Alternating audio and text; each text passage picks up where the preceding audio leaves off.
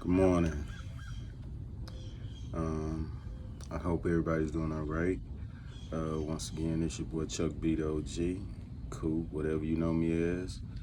Um, I want to talk about football today, and I'm still on the Black Lives Matter movement. I'm still touching base with that because that's something that impacts me, it impacts my son, it impacts everyone that I know personally that's like me. Okay, and first off, I'm not an Atlanta Falcons fan. I appreciate the hat. It was a gift from a friend of mine, and I really appreciate it. I know how we do. All right. Um, it's gonna be another comparison and contrast thing, okay? And the message what I'm about to send out, I don't expect everybody to agree with me. I don't expect all of the fans of the team agree with what I'm about to lay out, but it is what it is, okay? And one thing about it, the cliche, one thing you always know when it come down to me, as far as being opinionated or whatever, I don't argue filibuster, I argue facts, okay? And we're gonna let that be made known here in a second. Now, as I said, I was gonna be touching base again with the Black Lives Matter movement thing. I'm still on that tip right about now. And first off, I'm a Baltimore Ravens fan, and I'll get back to them later, okay? Because they're in cahoots with this thing I'm about to bring to the table. If you're a black person and you're a Dallas Cowboy fan,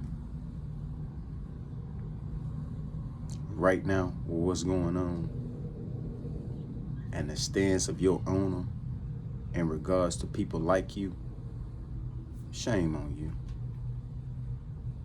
Shame on you. Shame on you. Jerry Jones, by no means is he a shy guy. Is he afraid to talk about anything with a camera and a microphone in front of him? He does it all the damn time. I hear him on 105 and 3 in the fan all the time. Well, RJ and Choppy and whoever else, the other guys that be on there, you know, they have him on for a segment. Oh, he can give you, I think with this year, we're going to have a real good, you know how he come. You know how he come. But why is he silent? Why is he silent? Why is he silent about a particular matter that's bigger than him? That's bigger than your football team. That's bigger than your stadium. Why? Is it because you feel like that's a sensitive thing to get in or whatever? Or am I making an excuse right now because you know what? You just don't care. You frankly just don't give a fuck. Okay?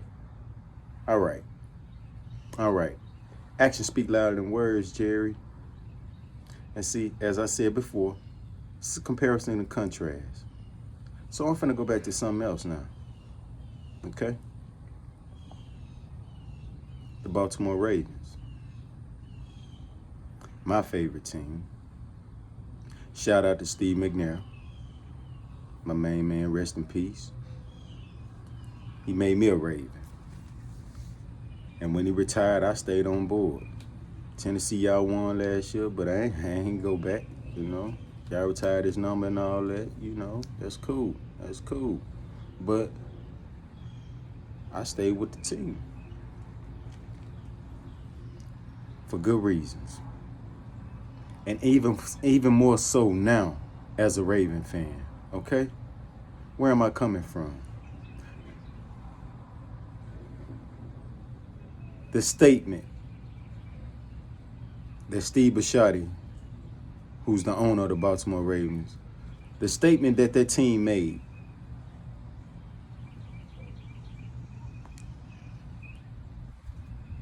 That letter that was put out,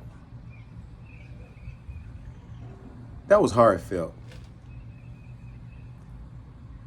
Being a black guy that played, a black guy that loved the Ravens, it ain't so much of that, but I like the team itself or whatever. But my owner, the people in my organization in the front office, that letter they wrote, it sparked a lot. And they said a lot. And they said a lot of shit that I felt. Jerry, did your team cancel practice?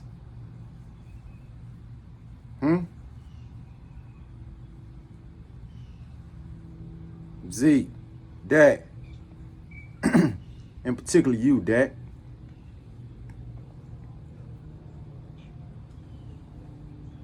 Being a yes good boy, don't nice guys don't always finish last, first.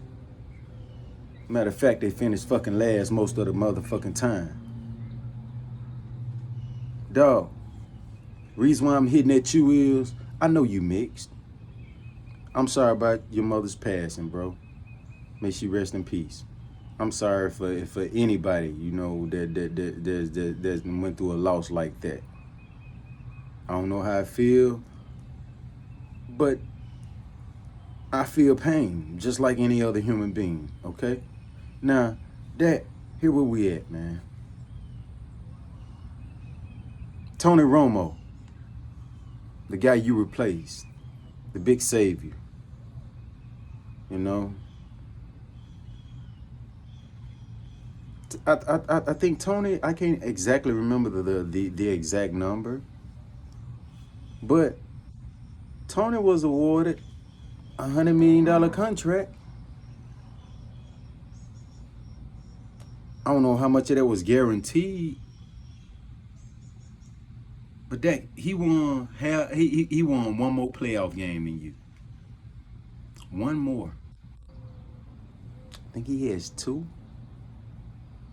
You got one already. You were drafted in the 4th round. He was an undrafted free agent.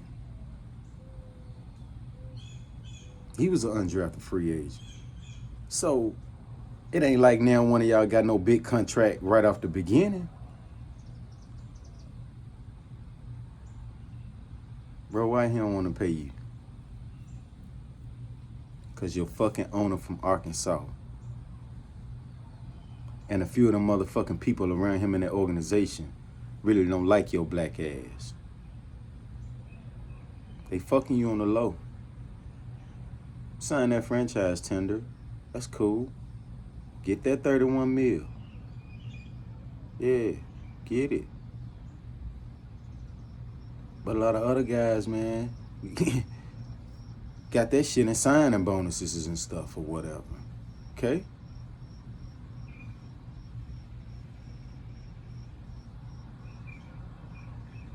How the fuck could you be a fan of them? Just knowing that the people in higher powers think like that about guys that look like me and you. Cool out with the small talk.